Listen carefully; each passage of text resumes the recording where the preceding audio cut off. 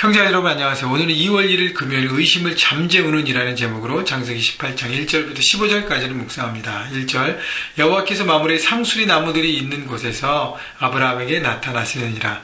자, 하나님께서 아브라함에게 직접 사람의 몸을 통해서 사람의 모습으로 나타나십니다. 자, 이렇게 오늘 말씀 전체를 보면요, 하나님께서 어제 그제 아브라함과 사라의 이름을 아브라함에서 아브라함, 사라에서 사라로 열방의 아버지와 열방의 어머니로 모든 민족의 아버지 어머니로 세워주신다고 말씀하시고, 이제 내년에 내가 아들을 낳을 것이고 이름을 이삭이라, 그 기쁨과 웃음이라고 하고 네 가정 가운데 큰 웃음이 생기게 되고 그 축복과 그 기쁨이 후손을 통해서 내려가고 큰 민족을 이루고 그 땅을 차지하는 놀라운 하나님의 언약들을 계속 상기시켜 주십니다.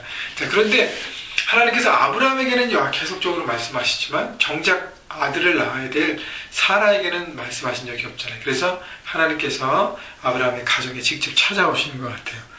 자, 그런데 보십시오. 날이 뜨거울 때 그가 장막문에 앉아있다가, 아브라함이 장막문에 자신의 집에 앉아있는데 그때는 날이 굉장히 뜨거울 때예요.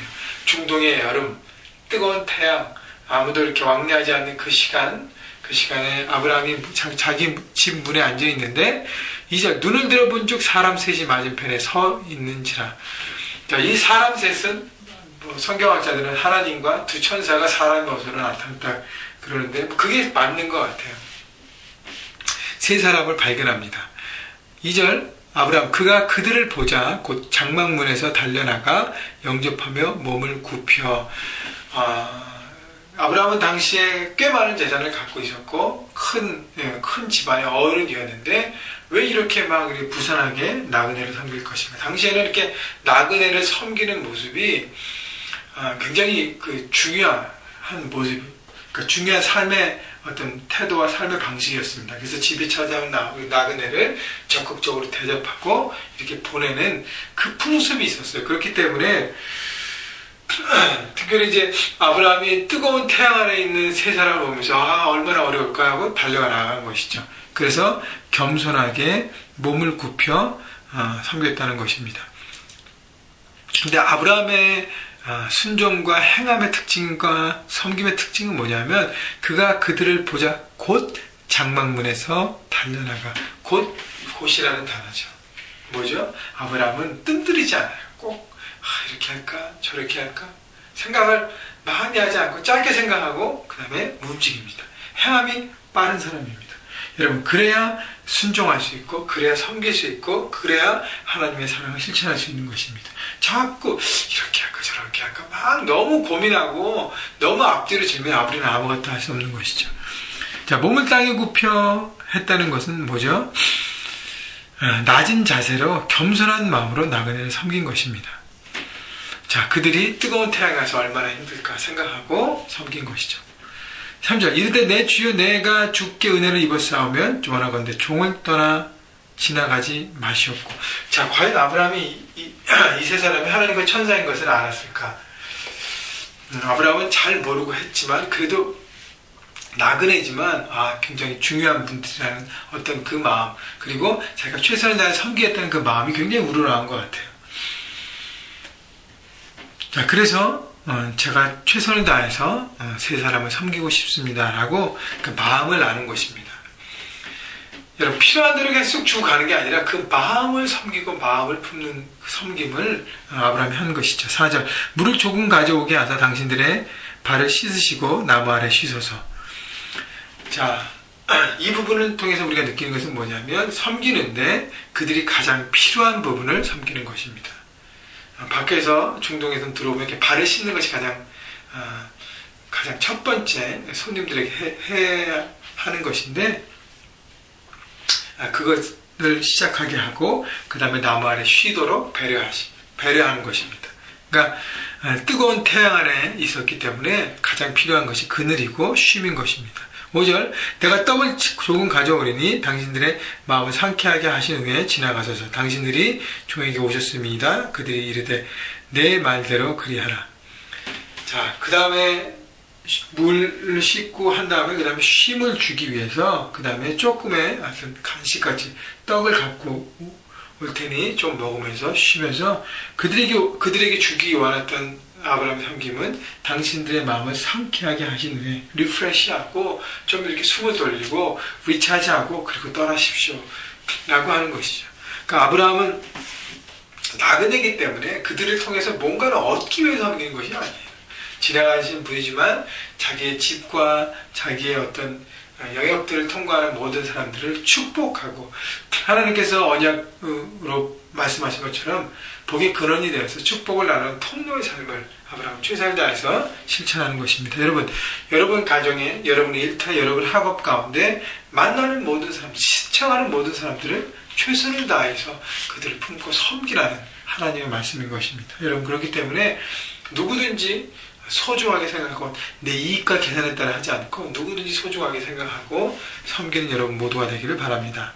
6절, 7절, 8절은요. 아브라함이 급히 장막으로 가서 사라에게 이르되 속히 고운 가루 세 쌀을 가져다가 반죽하여 떡을 만들라 하고 아브라함이 또 가축대 있는 곳으로 달려가서 기름지고 좋은 송아지를 잡아 하인에게 주니 그가 급히 요리한지라. 자, 아내에게 떡을 만들라고 오도를 내리고 그리고 본인은 좋은 송아지를 잡아서 하인에게 요리하라고 전달합니다. 그러니까 아브라함의 이렇게 조직적인 생각과 그다음에 일에 대한 추진력 그리고 이렇게 벽할 분담을 통해서 일을 추진해 나가는 모습을 우리가 볼 수 있는 것입니다. 8절 아브라함이 엉긴 젖과 우유와 하인이 요리한 송아지를 가져다가 그들 앞에 차려놓고 나무 아래 모셔 섬에 그들이 먹으니라. 자, 그렇게 해서 나무 아래 서브하니까 세 사람이 먹고 쉼을 얻었습니다. 자, 그래서 아브라함은 최선을 다해서 자기가 할 수 있는 짧은 시간 안에 나그네를 최대한 섬긴 것입니다. 여러분 어떻게 섬겼냐도 중요하지만 그 마음 가운데 중심에 정말 사랑하는 마음, 베풀려고 하는 마음, 그 사람들의 마음을 생각하고 위로하려는 마음, 그 아브라함의 마음이 섬김의 바로 귀한 자세인 것입니다. 여러분 아까도 말씀드렸지만 여러분 삶에 스쳐가는 모든 사람들에게 여러분이 할 수 있는 범위 안에서 최선으로 섬기고 그들을 품어갈 때 바로 하나님의 사랑을 나누는 축복의 통로가 될 것입니다. 9절 그들이 아브라함에게 이르되 내 안에 사라가 어디 있느냐 대답하되 장막에 있나이다. 10절 그가 이르시되 내년 이맘때에 내가 반드시 내게로 돌아오리니 내 안에 사라에게 아들이 있으리라 하시니 사라가 그 뒤 장막문에서 들었더라. 자, 본격적으로 우리 하나님은 사랑의 모습을 오셔서 섬김을 받으시고 그 다음에 아브라함을 통해서 사라에게 내년에 아들 낳는 하나님의 축복의 언약이 이루어짐을 다시 한번 언급합니다. 11절 아브라함과 사라는 나이가 많아 늙었고 사라에게는 여성의 생리가 끊어졌더라. 성경이 이것을 왜 기록했을까요? 의학적으로 이제 아브라함과 사라 부부에는 아이가 자연적으로 생길 수 없다는 것입니다. 의학적으로 불가능한 상황임을 성경이 명시하는 것이죠. 12절 사라가 속으로 웃고 이르되 내가 노쇠하였고 내 주인도 늙었으니 내게 무슨 즐거움이 있으리요. 자, 사라가 이렇게 반응했던 그 근거를 제시하는 것이죠. 사라는 속으로 웃었다는 것은 약간 비웃었다는 표현이에요. 원어의 의미. 아브라함이 그 전에 창세기 17장에서 하나님께서 말씀하실 때 웃었던 것과 같습니다. 믿지 못하는 것이죠. 그러니까 아브라함은 그랬잖아요. 이스마엘이나 잘하게 해주세요. 잘 키워주세요. 하나도 자기의 현실을 보면서 그냥 주저앉은 것이죠. 내가 늙었는데 뭐 가능하겠습니까? 13절 여호와께서 아브라함에게 이르시되 사라가 왜 웃으며 이르기를 내가 늙었거늘 어떻게 아들을 낳으려 하느냐. 자, 하나님께서 말씀하시는 것은 하나님께 누구에게 말씀하세요?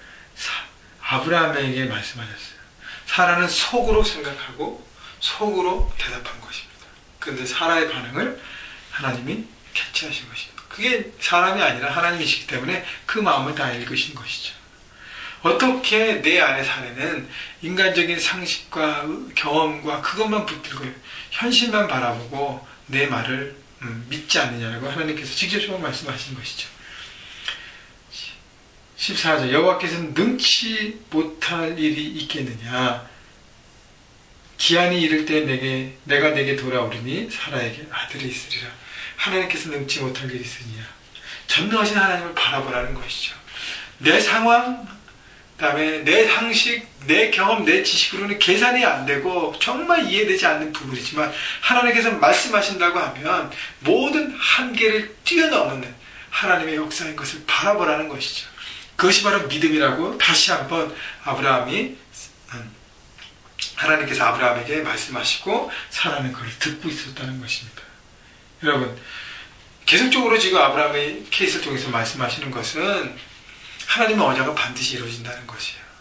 여러분의 생각과 경험을 통해서 자꾸 하나님을 제한하지 말라는 것입니다. 그렇다고 무작정 내가 원하는 것 하나님께서 한계를 뛰어넘어 다 이루어진다고 말씀하시는 것이 아닙니다. 하나님께서 언약하신 것, 하나님의 기쁨 안에 있는 것, 하나님께서 주신 그 마음, 언약, 비전들이 하나님의 때에 반드시 이루어진다는 것입니다. 15절, 사라가 두려워서 부인하여 이르되 내가 웃지 아니하였나이다. 이르시되 아니라 내가 웃었느니라.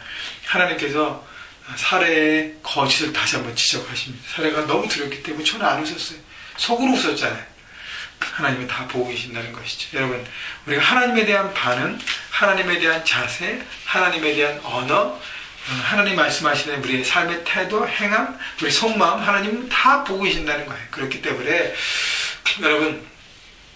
여러분이 계산이 안 되고 너무너무 우리는 육을 입고 인간은 이 땅을 살아가기 때문에 한계들이 많이 부닥칩니다. 그때마다 여러분 받아들이기 어려운 그 상황들을 여러분 잘 생각하시고 그리고 하나님의 말씀으로 그 모든 것을 바라보려고 자꾸 한번 이렇게 묵상하십시오. 그때 하나님의 시각으로 우리의 마음이 넓어지고 우리 마음의 평강이 올 때 여러분에 있는 문제들이 작게 보이고 그것을 뛰어넘게 되고 결국 하나님 말씀이 이루어지는 것입니다. 여러분 오늘도 신실하게 하나님의 말씀을 붙잡으시고 여러분 하나님의 말씀과 내 상황이 충돌할 때 여러분 하나님 말씀을 붙들면서 통과하시고 승리하시는 여러분 모두가 되시기를 주님의 이름으로 축원합니다.